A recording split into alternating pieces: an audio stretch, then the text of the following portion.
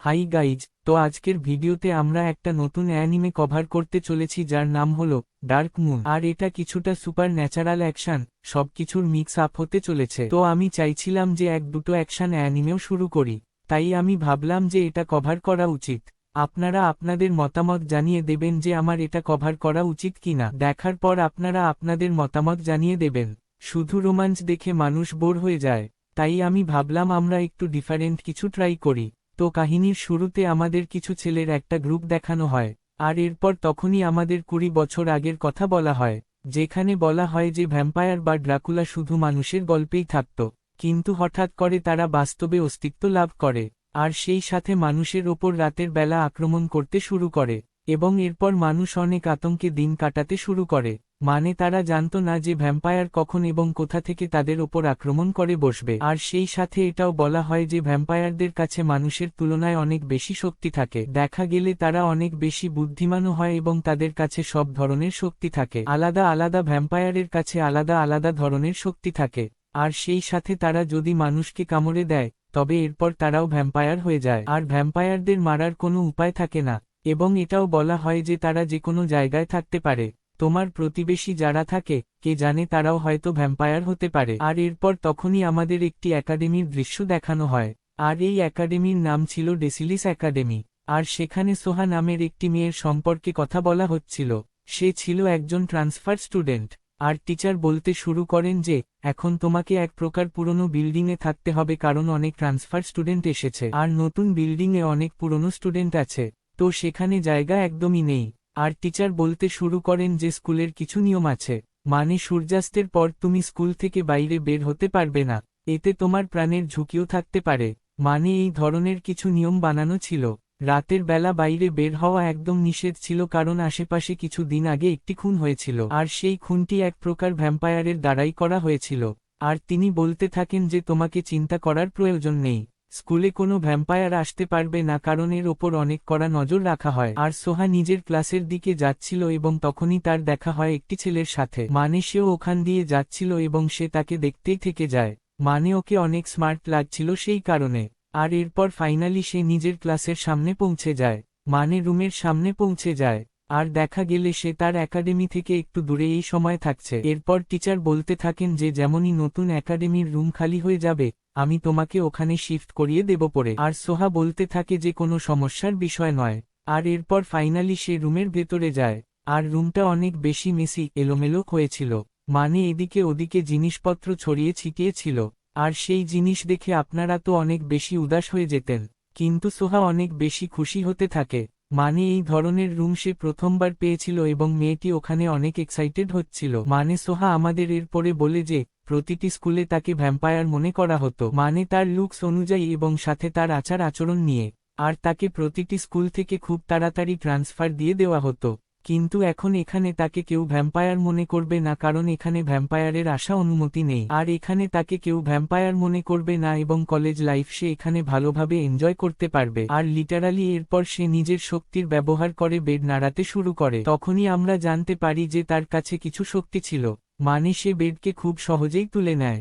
এখন সে ভ্যাম্পায়ার কি না তা আমাদের এই সময় কনফার্ম বলা হয়নি, কিন্তু হ্যাঁ, তার কাছে শক্তি ছিল এবং সে যেমনই বেডটি তোলে তখনই সেই ছেলেটি ক্লাসের ভেতরে চলে আসে, মানে তার রুমের ভেতরে চলে আসে, এবং এটা সেই একই ছেলে যে তাকে রাস্তায় দেখা দিয়েছিল। আর এখন এটা দেখার পর সোহা অনেক বেশি উদাস হয়ে যায়, আর সে ভাবতে থাকে যে আবারও তার সাথে সেই একই জিনিস হতে চলেছে, মানে সে অতীতেও এমন কিছু কাজ করেছিল এবং এই কারণে তাকে স্কুল থেকে বের করে দেওয়া হয়েছিল। মানে ছেলেরা তাকে ভ্যাম্পায়ার মনে করতে শুরু করেছিল কারণ তার কাছে এত বেশি শক্তি ছিল। আর ছেলেটি বলতে থাকে যে আমি তো শুধু এখানে বই নেওয়ার জন্য এসেছিলাম। আর সোহা তাকে বোঝানোর চেষ্টা করতে থাকে যে তুমি যা কিছু ভাবছো তেমন কিছু নয়। এরপর সে লিটারালি তাকে অনেক বেশি বোঝানোর চেষ্টা করে, কিন্তু ছেলেটি ওখানে কিছুই বলে না, চুপচাপ দাঁড়িয়ে ছিল। আর মেয়েটি বলতে থাকে যে তোমার মনে হচ্ছে হয়তো আমি একজন ভ্যাম্পায়ার, কিন্তু আমি সত্যি তোমাকে বলছি যে আমি ভ্যাম্পায়ার একদমই নই।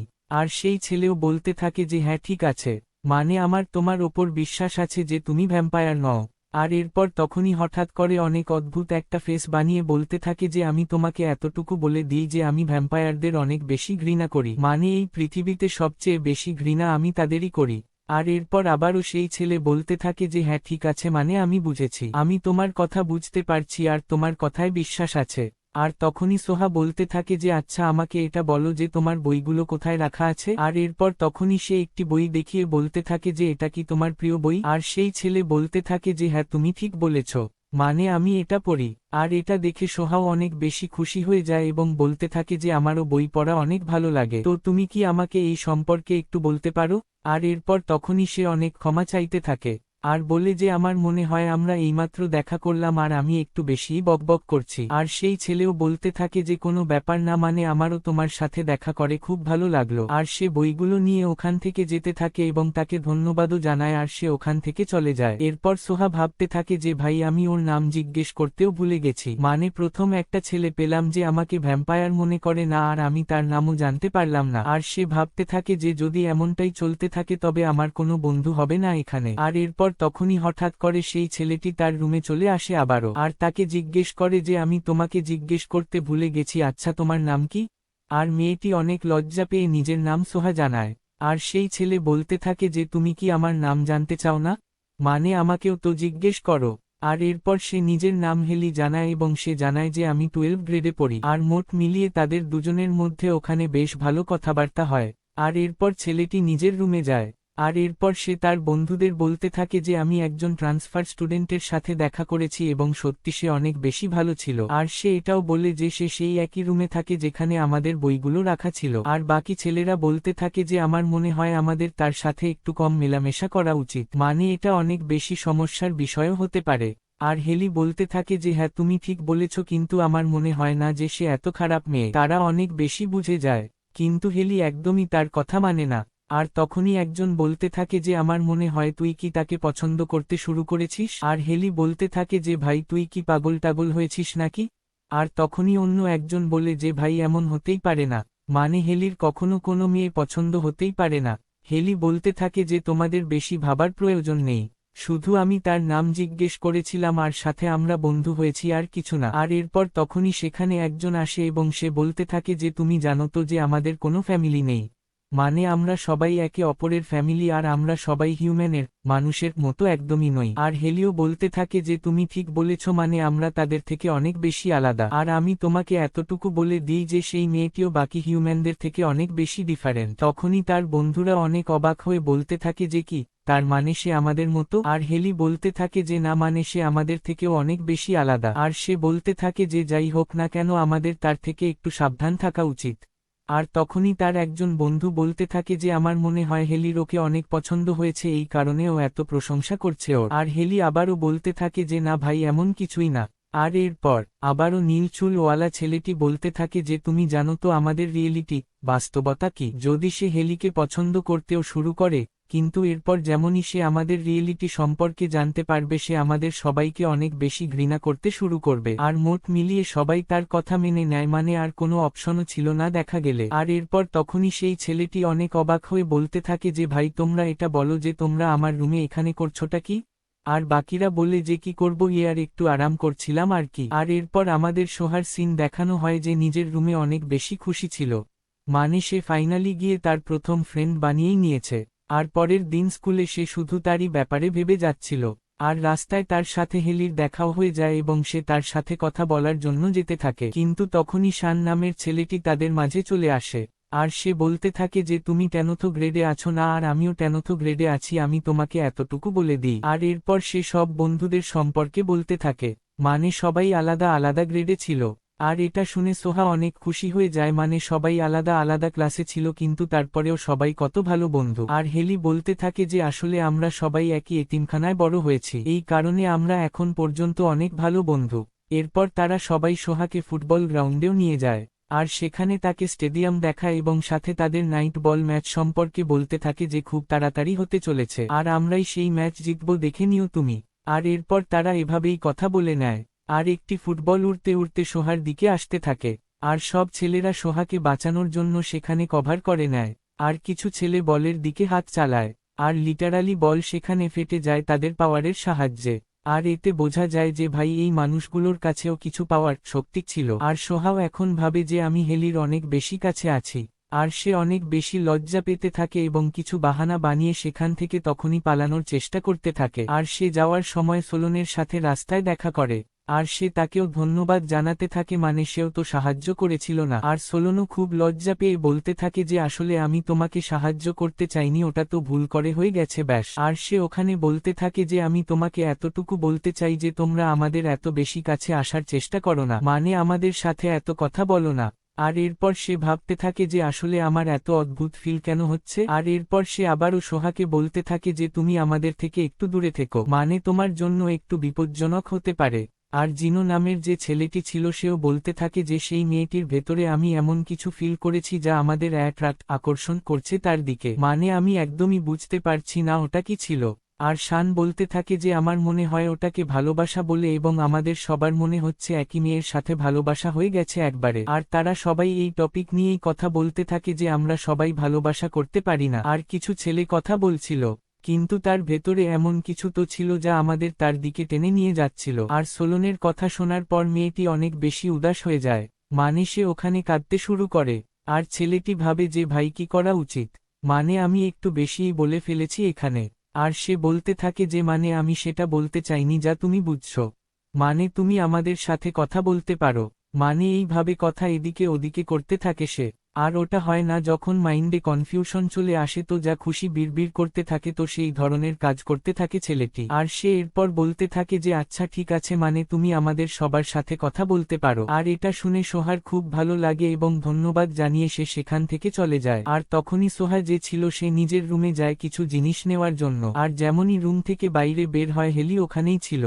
আর সে বলতে থাকে যে আমার মনে হয় এখন আমাদের ক্লাসরুমে যাওয়া উচিত। আর ওটা দেখে সোহাও অনেক অবাক হয়ে যায় যে ছেলেটি এখানে করছেটা কি। আর সে মনে মনে ভাবতে থাকে যে আমার মনে হয় আমার জন্য অনেক বেশি চিন্তিত, মানে এর মনে হচ্ছে যে আমার প্রথম দিন তো আমি কোথাও হারিয়ে না যাই বা আমাকে কেউ বিরক্ত না করতে থাকে। আর এখন সোহা নোটিশ করে যে হেলি স্কুলের ভেতরে অনেক বেশি পপুলার ছিল, মানে সব মেয়েরা তার সাথে কথা বলার চেষ্টা করছিল, কিন্তু হেলি কাউকেই পাত্তা দিচ্ছিল না।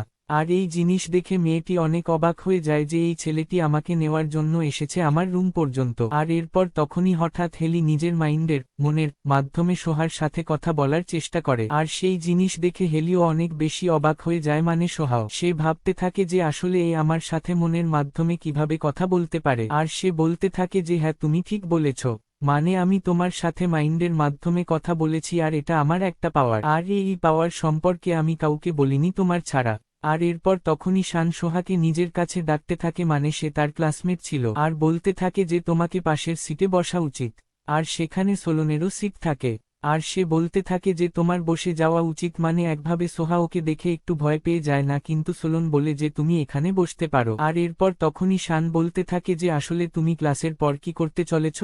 আর সোহা বলতে থাকে যে বিশেষ কিছু না, শুধু ঘর পরিষ্কার করতে হবে, মানে অনেক বেশি নোংরা হয়ে আছে এই কারণে। আর শান বলতে থাকে যে আমরা কি তোমাকে সাহায্য করতে পারি, মানে আমরা সব বন্ধুরা এসে তোমাকে সাহায্য করে দেব।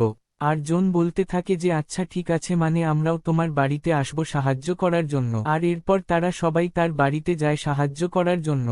আর এরপর তখনই সোহা একটি বক্স তোলে এবং তার ভেতরে ডাম্বল ছিল, আর সে অনেক সহজেই ওটা তুলে নিয়েছিল। সে ভাবতে থাকে যে বাকি ছেলেরা এখন আমাকে ভ্যাম্পায়ার না ভাবতে শুরু করে, কিন্তু তখনই হেলি নিজের মস্তিষ্কের মাধ্যমে তার সাথে কথা বলতে থাকে, আর বলে যে তোমাকে চিন্তা করার প্রয়োজন নেই, মানে সব বন্ধুদের এই সম্পর্কে আগে থেকেই জানা আছে। আর সেই সব বন্ধুরা ভাবতে থাকে যে ভাই এই নিজের সিক্রেট গোপন কথা সম্পর্কে বলে দিয়েছে, মানে নিজের পাওয়ার সম্পর্কে বলে দিয়েছে, তো আমরা কেন বলতে পারবো না। আর এরপর তখনই সবাই নিজের পাওয়ার সম্পর্কে বলতে থাকে, মানে শান যে ছিল সে বাতাসে হাঁটতে পারত, একভাবে জিনো যে ছিল সে ফায়ার ম্যাজিক আগুনের জাদু ব্যবহার করতে পারত। আর মোট মিলিয়ে সবাই এভাবেই নিজের পাওয়ার সম্পর্কে বলতে থাকে, কিন্তু নীল চুলওয়ালা ছেলেটি কোনো পাওয়ার সম্পর্কে বলছিল না। আর সোহা তাকে জিজ্ঞেস করতে থাকে যে আসলে তুমি কেন বলছো না। আর সে বলতে থাকে যে দেখা গেলে আমার কাছে কোনো পাওয়ার নেই। আর অনেক সময় পর ফাইনালি তার রুম একদম পরিষ্কার হয়ে গিয়েছিল। আর এখন সোহার অনেক ভালো লাগে, মানে সে এতগুলো বন্ধু পেয়েছিল এবং সবাই অনেক বেশি ভালো ছিল। আর সে এই সব জিনিসের ব্যাপারেই ভেবে যাচ্ছিল। তো এরই সাথে এই এপিসোডটি এখানে শেষ হয়।